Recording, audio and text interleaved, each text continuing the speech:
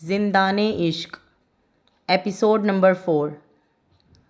پھولوں کے بیچ میں رکھی ہوئی موم بتیاں جو کمرے کے ماحول کو مزید خوشگوار کر رہی تھیں۔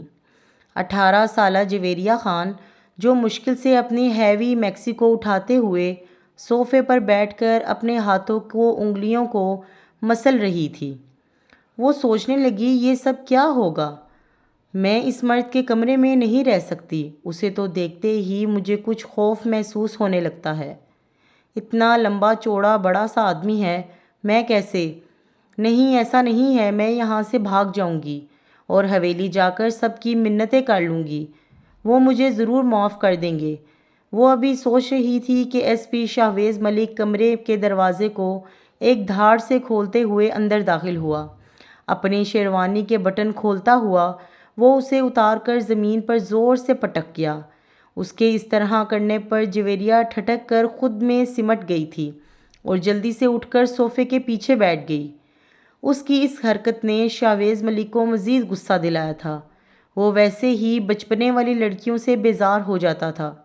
اسے چاہیے تھی میچور لڑکی، کیونکہ وہ وقت اور حالات نے شاہویز ملک کے دل کو تھوڑا سخت کر دیا تھا، اور وہ بھی چاہتا تھا کہ ایسی لڑکی ہو جو تھوڑی سخت دل کی ہو، جلدی ڈرنے گھبرانے والی نہ ہو۔ مگر یہاں تو سب الٹ تھا۔ جویریہ تو بلی کے بچے سے بھی ڈرنے والی تھی، اور یہ تو پورے کا پورا بھرپور مرد۔ وہ غصے سے لال پیلا ہوتا اس کے سامنے کھڑا تھا۔ پھر وہ کیسے نہ ڈرتی؟ میرے سامنے یہ ڈرامے بازیاں بند کر دو، وہ ایک دھاڑ سے بولا۔ یہ سب تم نے اپنی مرضی سے کیا ہے، تو پھر یہ ڈرنا چیخنا کس چیز کی ثابت کر رہی ہو تم؟ باہر نکلو ورنہ میں پھر اپنے انداز سے تمہیں باہر نکالوں گا۔ تمہیں مجھ سے نکاح کرنا تھا نا؟ بہت آگ تھی نا تمہیں میرے اندر میرے لیے؟ تو باہر آؤ اور میں بھی تو دیکھوں کہ کیا کر سکتی ہو تم میرے ساتھ۔ نکلو اور اپنی پیاس کو بجھاؤ جس طرح تم نے یہ سب کیا۔ جویریہ کا دل تو بند ہونے کے قریب تھا، اور اسے یہ تھا کہ کاش تم یہاں سے زمین پھٹ جائے اور وہ اس کے اندر سما جائے، مگر شاہویز ملک کی آنکھوں میں دیکھنے کی ہمت نہیں ہو رہی تھی۔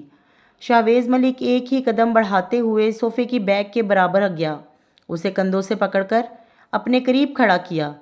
قد میں وہ اس کی چھوٹی تھی۔ اس کے چہرے کے قریب جھکتے ہوئے بولا، یہ سب کیوں کر رہی ہو؟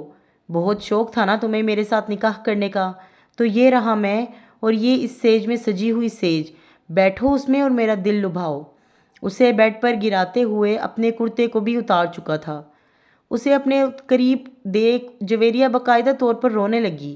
چھوڑ دیجیے نا، غلطی ہو گئی مجھ سے، معاف کر دیں، مجھے نہیں کرنا آپ سے کوئی نکاح، نہ میں آپ کے ساتھ رہنا چاہتی ہوں، میں جا رہی ہوں اپنی حویلی میں۔ وہ بیڈ سے اٹھنے لگی، مگر شاہویز ملک کے چہرے پر جنونیت چھا گئی تھی۔ آج اس کے اوپر جھک کر اس کی گردن کے اندر اپنا چہرہ چھپائے جویریہ کو سزا اپنے اوپر مجبور کر گیا تھا۔ جویریہ کی اس کے آہ نکل کر مردہ سی ہو گئی۔ وہ مزید اس پر حاوی ہوتا گیا۔ ادھر خان حویلی میں زمل دلہن بنے اب رونے لگی تھی۔ وہ جو اب چاہتی تھی بالکل ویسا ہو رہا تھا۔ عفت جہان اپنا ہاتھ اپنے سر میں گرائے صوفے پر ڈھہ جانے والے انداز میں بیٹھی رو رہی تھی۔ میری بیٹی کی ساری زندگی کے لیے اس پر داغ لگ گیا کہ اس کی بارات آئی اور چھوٹی بہن کے ساتھ نکاح ہو گیا۔ کہاں سے ملے گا اب زمل کے لیے رشتہ مجھے تو لگتا ہے میری بیٹی حویلی میں ہی بیٹھی رہے گی، بالوں میں چاندی آ جائے گی اور کوئی اچھا رشتہ نہیں ملے گا۔ سب کے چہروں پر اداسی دیکھ کر تیمور خان زادہ آگے بڑھا، کہنے لگا، تائی اماں، اگر غلطی میری بہن کی ہے تو خمیازہ بھی میں ہی بھگتوں گا۔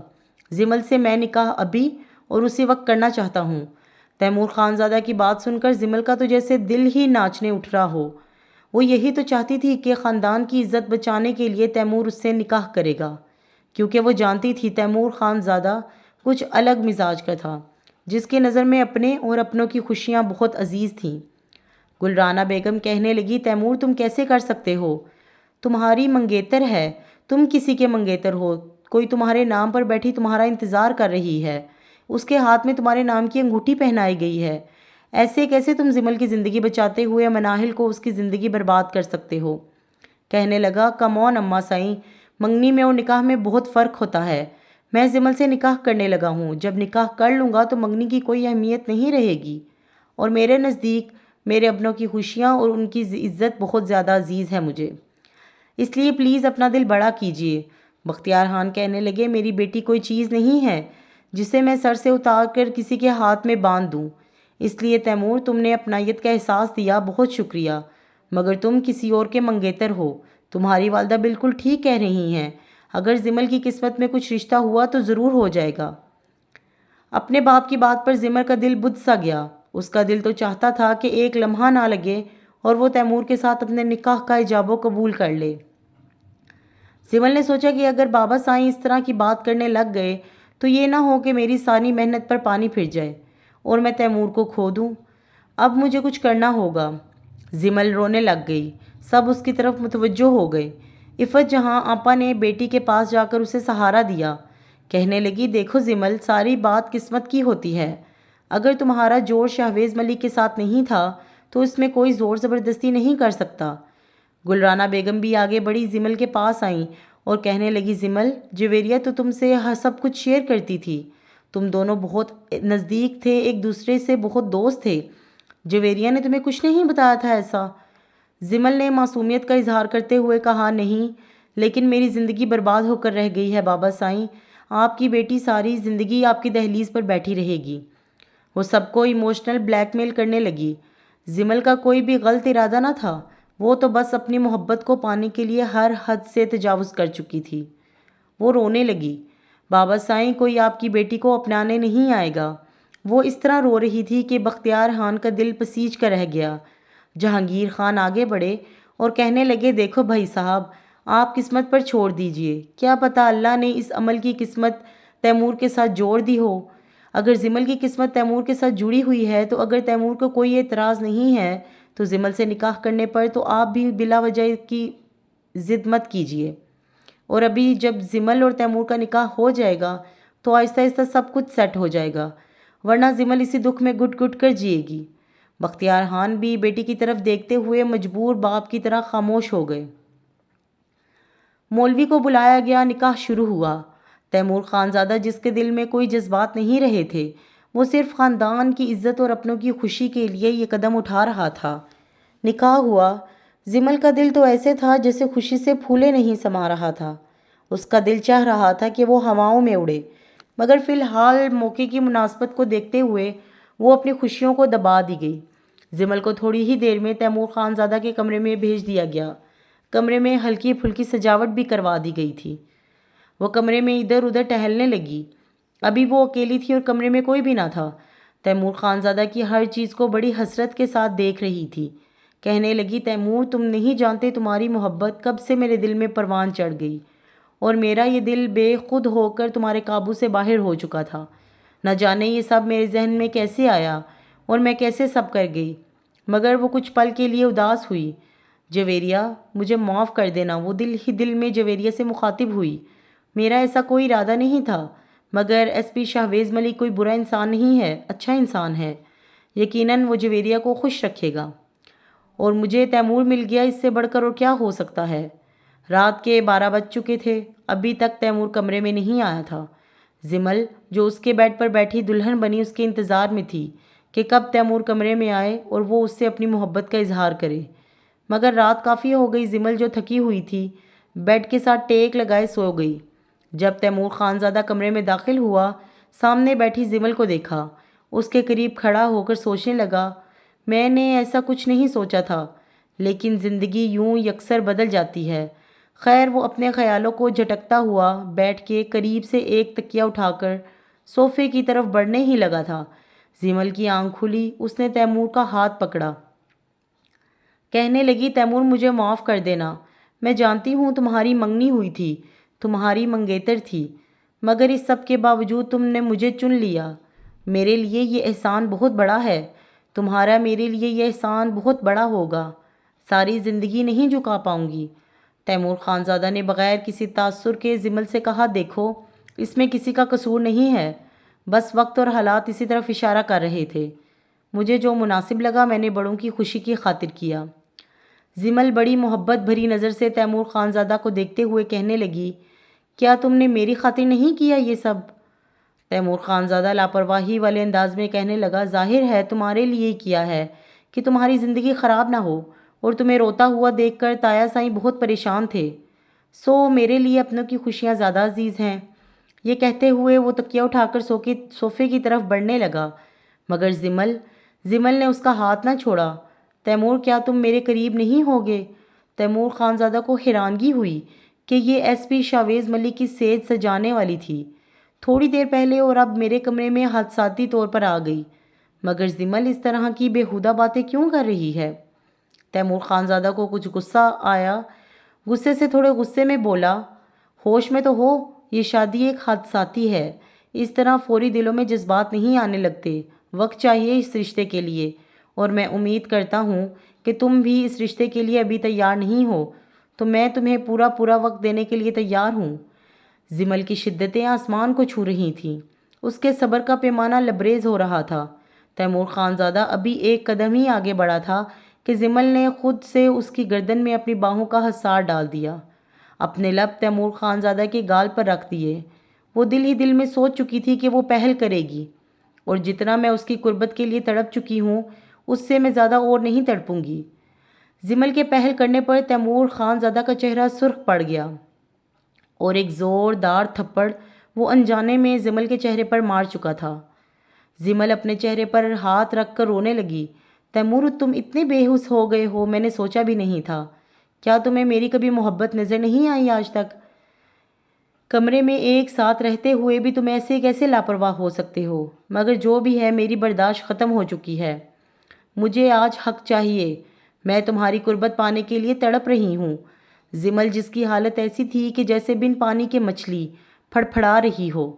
زمل کے دوسری بار یہ حل کرنے پر تیمور خانزادہ ایک ہی جست میں اس کی طرف بڑھا، زمل کو اس کے کندھوں پر زور سے پکڑتے ہوئے اس کی آنکھوں میں آنکھیں گاڑتے کہنے لگا، زمل، کیا ہم دونوں کی شادی ایک حادثہ ہی ہے نا؟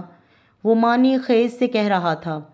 زمل کے دل میں ڈر سا پیدا ہوا، کہیں تیمور کو شک تو نہیں ہو گیا؟ تیمور خانزادہ اسے پیچھے کو جھٹکتے ہوئے صوفے پر لیٹ گیا، اپنے دماغ پر زور دینے لگا کہ اگر میرا اور زمل کا نکاح حادثاتی طور پر ہوا ہے تو زمل کا یوں اتاولا پن، اس کا خود سے میرے قریب آنا، حالانکہ وہ کچھ ہی لمحات پہلے شاویز ملک کی بیوی بننے جا رہی تھی، اس کے دل میں تو شاویز کے لیے فیلنگز ہونی چاہیے تھی نا، میرے لیے، اور یوں مجھ سے لپکنا، یہ سب کچھ مجھے کچھ کے اشارہ دے رہا ہے، کچھ اور ہی۔ وہ آنکھیں بند کیے مسلسل سوچے جا رہا تھا کہ اپنے خیالوں کو جھٹکتے ہوئے کہنے لگا، نہیں، ایسا نہیں ہونا چاہیے جیسا میں سوچ رہا ہوں، اگر ایسا ہوا تو زمل، میں تمہیں کبھی معاف نہیں کروں گا، کہیں جویریہ کو مہرا تو نہیں بنایا گیا؟ سارے خیال ایک ساتھ اس کے دماغ میں گھومنے لگے۔ وہ اپنی آنکھوں کو زور سے بند کیے سونے کی کوشش کرنے لگا۔ زمل، جس کی سسکیاں کمرے میں گونج رہی تھیں، کمرے میں لائٹ آف ہو چکی تھی، وہ بیڈ پر اسی طرح دلہن کے لباس میں تکیے پر اوندے منہ لیٹے ہوئے گھٹ گھٹ کر رو رہی تھی، اور دل میں سوچنے لگی، کیا میں نے کوئی غلطی تو نہیں کر دی؟ تیمور خانزادہ کو کہیں مجھ پر شک تو نہیں ہو گیا ہوگا؟ اگر سب کو حقیقت کا پتہ چل گیا، کہیں جویریہ تم نے مجھے بد دعا تو نہیں دی؟ وہ ایک ہی سانس میں دل میں کئی خدشات لیے ہر چیز پر غور کر رہی تھی۔ آنکھیں بند تھیں، جن میں سے مسلسل تواتر سے آنسو بہہ رہے تھے۔ زمل نے کتنے خواب دیکھے تھے تیمور کی زندگی میں آنے کے، پھر اس نے پہل بھی کر دی، اپنی عزت کی دھجیاں اڑوا کے رکھ دیں، مگر پھر بھی محبت حاصل نہ ہوئی۔ اب وہ کیا کر سکتی تھی سوائے رونے کے؟ گال پر پڑے ہوئے تیمور خانزادہ کے تھپڑ پر وہ اپنا ہاتھ رکھ کے کہنے لگی، کیوں تیمور، تم میری محبت کا جواب محبت سے بھی تو دے سکتے تھے، کیوں نہیں نظر آتا تمہیں یہ سب؟ کچھ رات یوں ہی اس کی آنکھوں میں کٹی رہی تھی۔ ادھر جویریہ، جو ایس پی شاویز ملک کو خود سے دور کر رہی تھی۔ شاویز ملک کہنے لگا، کیا ہوا جانے من؟ تم تو مجھ سے نکاح کرنے کے لیے مر رہی تھی نا؟ زبردستی گن پوائنٹ پر دنیا کی پہلی لڑکی ہوگی تم، جس نے لڑکے سے نکاح کیا، اور میں تمہاری ہمت کو داد دیتا ہوں، آئی اپریشیٹ یو۔ وہ طنزیہ انداز میں اس کی بے عزتی کر رہا تھا۔ جویریہ، جو لال پڑتے ہوئے خود میں سمٹ رہی تھی، بولی، پلیز شاویز بھائی۔ اس کے منہ سے شاویز بھائی سن کر شاویز انہی قدموں سے پلٹ کر پھر کے اس کے اوپر جھکا تھا۔ کیا کہا شاویز بھائی؟ اگر بھائی کہنے کا اتنا شوق تھا تو پھر بھائی والا رشتہ ہی رکھتی نا، کیوں میری بیوی بن کر میری زندگی پر مسلط نہ ہوتی؟ کیا کچھ نہیں سوچا تھا میں نے اپنی زندگی کو لے کر؟ ایک پل میں تمہاری اس بچکانہ حرکت نے سب کو چکنا چور کر کے رکھ دیا۔ مجھے ایک میچور لڑکی بیوی کے طور پر چاہیے تھی، اور تمہارے اندر سوائے بچکانہ حرکتوں کے اور کچھ بھی نہیں ہے۔ تمہیں پتہ بھی ہے شادی کیا ہوتی ہے؟ غصے سے دھاڑتے ہوئے شاہویز ملک کی نظریں سامنے بیٹھی جویریہ کی گردن پر پڑی، جو بغیر دوپٹے کے سمٹی سی بیٹھی تھی۔ جویریہ کی گردن پر شاہویز ملک کو نشان نظر آئے، جو بولتا بولتا اچانک خاموش ہو گیا۔ گوری سراہی دار جیسی گردن، اس پہ نیلے نشان اس کے جذبات کو پھر سے بھٹکانے لگے تھے۔ اب دیکھو نا، میری تو تیاری تھی کہ بیوی پاس ہوگی، سکون ملے گا، ایک نئی زندگی کی شروعات کروں گا۔ اب تم نہیں چاہتی تھی کہ زمل میری زندگی میں آئے، اور تم خود آگے دیکھو، میں نے تمہیں سب کے سامنے قبول کیا اور تم نے مجھے، تو اب مجھے روکنا مت۔ وہ اسے ایک ہی جھٹکے میں دوسری طرف گھماتے ہوئے اس کی میکسی کی بیک پر لگی ہوئی زپ کو کھول کر جیسے ہی اپنے لب جویریہ کی کمر سے ٹچ کیے، جویریہ کو کرنٹ سا کھا کر سکڑ سی گئی۔ پلیز رک جائیے، چھوڑ دیجیے مجھے۔ جویریہ کا دل تو ایسے دھڑک رہا تھا جیسے دھڑکنا بھول جائے گا یا بند ہو جائے گا۔ ابھی وہ جلدی سے اٹھی، اپنے دونوں ہاتھوں سے اپنے کندھے پر گرتی ہوئی میکسی کو پکڑا۔ اتنی ہیوی تھی وہ میکسی کہ جیسے ہی بیڈ سے اتری، لانگ میکسی پاؤں کے نیچے آتے ہی وہ لڑکھڑاتے ہوئے بیڈ پر لیٹے ہوئے شاہویز ملک کے سینے پر دھڑام سے گر گئی۔ شاہویز ملک نے بھی موقع کا فائدہ اٹھایا۔ اس نے اپنے دونوں بازوؤں کو اس کی کمر پر رکھتے ہوئے اسے اپنی گرفت کو مضبوط کیا اور کہنے لگا، دیکھو نا جانے من، وقت اور حالات بھی نہیں چاہتے کہ تم مجھ سے دور رہو، اس لیے شوہر کو ترسانے والی بیویاں جنت میں نہیں جاتیں۔ وہ ایک ساتھ آنکھ ونک کرتے ہوئے اس کے چہرے پر اڑے ہوئے رنگوں کو مزید ہوا دے گیا تھا۔ جویریہ جلدی سے ہٹی، بہت برے ہیں آپ، مجھے کیا پتا تھا نکاح کرنے کے بعد یہ سب ہوگا، ورنہ میں تو کبھی نہیں کرتی۔ پتہ نہیں زمل آپی آپ نے مجھے کہاں پھنسا دیا۔ وہ اپنا فکرہ پورا کرتے کرتے اپنی زبان کو دانتوں تلے دبا گئی۔ اس کی بات نے شاہویز ملک کو بھی شوق میں ڈال دیا۔ وہ ایک جھٹکے سے اٹھ کر بیٹھا، اس کے چہرے کو پکڑتے ہوئے کہنے لگا، کیا کہا تھا؟ زمل نے تم سے کیا؟ جویریہ کہنے لگی، کچھ بھی نہیں، بس میں نے تو ویسے ہی کہا تھا کہ نکاح ہوگا اور میں حویلی میں رہوں گی اور آپ اپنے گھر چلے جائیں گے، بات ختم۔ مگر مجھے کیا پتا تھا کہ سب مجھے آپ کے ساتھ رخصت کر دیں گے۔ وہ بچوں کی طرح رونے لگی۔ اتنی جلدی رشتے بدل جاتے ہیں، میں نے سوچا نہیں تھا۔ آپ سے نکاح کرنے کی بہت بھاری قیمت چکائی ہے میں نے۔ میرے گھر والوں نے مجھے پرایا کر کے گھر سے نکال دیا اور ہمیشہ کے لیے مجھ سے سارے رشتے توڑ دیے۔ میں کیسے آپ جیسے کھڑوس انسان کے ساتھ ساری زندگی گزار سکتی ہوں؟ اس کے منہ سے اپنے لیے ایسے القابات سن کر شاہویز ملک نے اپنی مٹھیاں بھیج کر رہ گیا، مگر اس وقت اس نے اس پر غصہ نہیں کیا، بلکہ اس بات کی تشویش ہو رہی تھی کہ زمل نے جویریہ سے کیا کہا تھا۔ دیکھو جویریہ، وہ اس کے لبوں پر اپنی انگلی کو رکھتے ہوئے رگڑتے ہوئے کہنے لگا، میں نہیں چاہتا کہ اس نازک کلی کو مسل کر رکھ دوں، اس لیے جس بات کی وجہ تم سے میں نے نکاح کیا ہے وہ اصل بات تم مجھے بتا دو، تمہاری جان چھوٹ جائے گی۔ جویریہ مسلسل اپنے ہاتھوں کی انگلیوں کو مروڑتے ہوئے کہنے لگی، کون سی بات؟ جب کوئی وجہ ہے ہی نہیں تو میں آپ کو کیا بتاؤں؟ میں نے یہ نکاح اپنی مرضی سے کیا ہے۔ شاہویز ملک کہنے لگا، تو ٹھیک ہے، اپنی مرضی سے کیا ہے تو پھر تو تمہیں خوش ہونا چاہیے میری قربت سے۔ اس کا ہاتھ ابھی جویریہ کی گردن سے ہوتا ہوا اس کی کمر کی طرف جا رہا تھا۔ جب جویریہ پیچھے کو ہوئی، یہ سب کرنے کے بغیر آپ رہ نہیں سکتے؟ اس کی آنکھوں میں آنکھیں گاڑے بڑے بے باکی سے کہنے لگا، اگر نکاح کے بعد بھی یہ سب کے لیے ترسنا ہے تو پھر شادی کیوں کی؟ اتنا خرچہ کیوں کیا؟ میاں بیوی کو اللہ نے ایک دوسرے کے سکون کے لیے بنایا ہے۔ تمہارا جسم میری ملکیت ہے اور میرا جسم تمہاری ملکیت ہے۔ تم چاہو تو میرے ساتھ کچھ بھی کرو، میں تمہیں نہیں روکوں گا۔ بڑے بے شرم ہیں آپ۔ جویریہ اسے مزید ایک اور لقب دیتے ہوئے بیڈ سے اٹھی اور جلدی سے جا کر صوفے پر لیٹ گئی۔ صوفے پر تو ایسے جا کے لیٹ گئی ہو جیسے بیڈ اور صوفے کے درمیان کوئی سیسا پلائی دیوار موجود ہے۔ چھوڑوں گا نہیں میں تمہیں۔ یار سچ بتا دو یا پھر میرے ہاتھوں کی حرکتوں کو مت روکو۔ جویریہ آنکھیں زور سے بند کیے ہوئے ایسے لیٹ گئی جیسے نہ تو اسے کچھ سنائی دے رہا ہے اور نہ وہ جاگ رہی ہو۔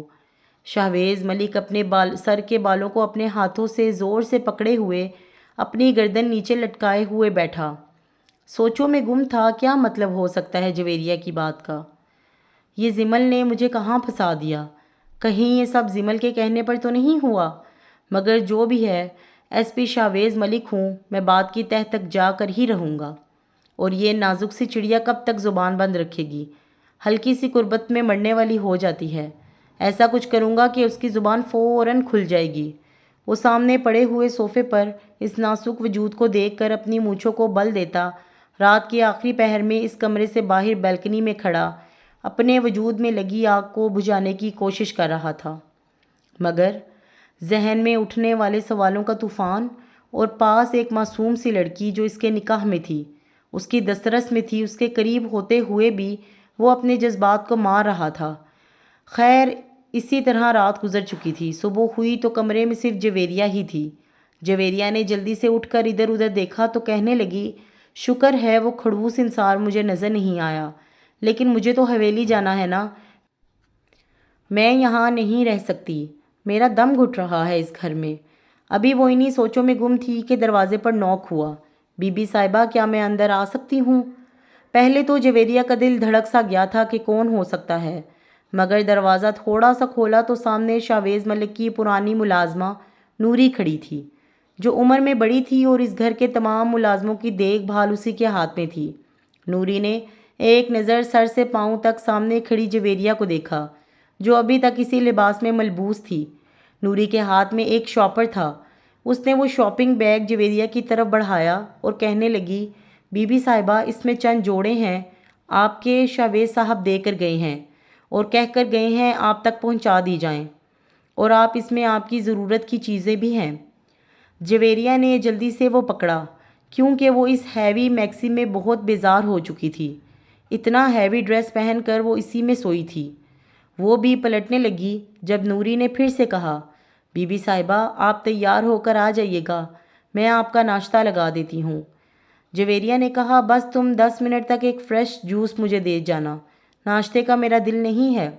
وہ جلدی سے شاپنگ بیگ کو بچوں کی طرح پورے بیڈ پر پھیلائے ساری چیزیں چیک کرنے لگی، جس میں اس کے 4 نفیس جوڑے تھے اور ساتھ کچھ اور بھی چیزیں تھوڑی سی۔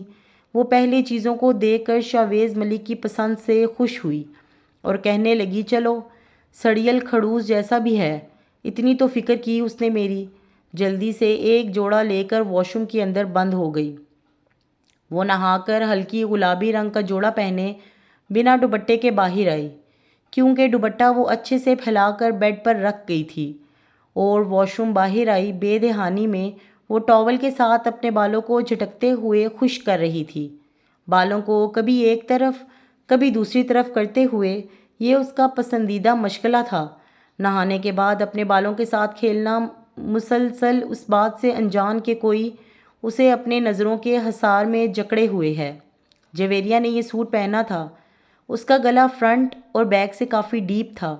وہ شرٹ کافی کھلی ہونے کی وجہ سے ڈھلک سی رہی تھی، اور ڈریسنگ کے شیشے کے سامنے کھڑی اپنی شرٹ کو سیٹ کرنے کی کوشش کر رہی تھی، بالوں میں برش کرتے ہوئے۔ جب اس نے خود پرفیوم سپرے کیا، آنکھیں بند کیے ہوئے ایک سرد آہ بھری اور اونچی آواز میں بڑبڑائی، کیا تھا جو صرف نکاح ہی تو تھا، مجھے اس کھڑوس انسان کے ساتھ نہیں رہنا۔ یہ کہنا ہی تھا کہ شاویز ملک نے اٹھ کے پیچھے سے اسے اپنی باہوں کے حصار میں لیا۔ ایک بار پھر سے وہ اس کی گردن پر اپنے لب رکھ گیا تھا۔ شاویز ملک کی اس حرکت پر جویریہ تڑپ کر پیچھے کو پلٹی۔ اس کے چہرے کے سامنے اس کا چہرہ تھا۔ کافی دیر خاموشی سے ایک دوسرے کو نظروں میں دیکھتے رہے۔ جویریہ یہ کہنے لگی، دور ہٹو مجھ سے، یہ کیا حرکت ہے؟ مگر شاویز ملک آنکھیں بند کیے اس کے وجود سے اٹھتی مہکتی خوشبو میں مست ہو رہا تھا۔ اگلے ہی پلوں میں ایک جھٹکے سے اپنی گود میں اٹھا کر صوفے پر بٹھا دیا، کسی بچے کی طرح جو اس کو اپنی گود میں رکھا تھا۔ اس کے چہرے پر اپنی انگلیاں پھیرتے ہوئے ہلکی ہلکی ڈریسنگ کرتے ہوئے اسے گدگدا رہا تھا۔ جویریہ ملک کی ایسی حرکتوں سے بالکل گمسم ہو جاتی تھی۔ کہنے لگی، جو بھی حقیقت ہے میں اس سے قبول کر لوں گی، مگر میری یہ خواہش ہے کہ آپ میرے ساتھ بار بار اس طرح کی حرکتیں نہ کریں۔ یہ سنتے ہی شاویز ملک نے اسے ایک جھٹکے سے صوفے پر کیا اور اس کے اوپر جھک گیا۔ کہنے لگا، تو پھر کیا کروں، تم بتا دو، آج تو تمہیں کسی حال میں بخشنے والا نہیں ہوں۔ وہ آہستہ آہستہ اس کے جسم پر بے باک حرکتیں کرنے لگا، اس کے کان کے قریب سرگوشی نما آواز میں کہنے لگا، دیکھو جان، میں نہیں چاہتا اس نازک سے وجود پر میں اپنی منمانیاں چلاؤں؟ اور جب شہویز ملک نے اپنی منمانیاں چلائیں تو تمہارا یہ جسم برداشت نہیں کر پائے گا۔ اس لیے تمہیں پیار سے ایک اور موقع دے رہا ہوں کہ تم مجھے سچ بتا دو جو تم نے رات کو بات کی تھی۔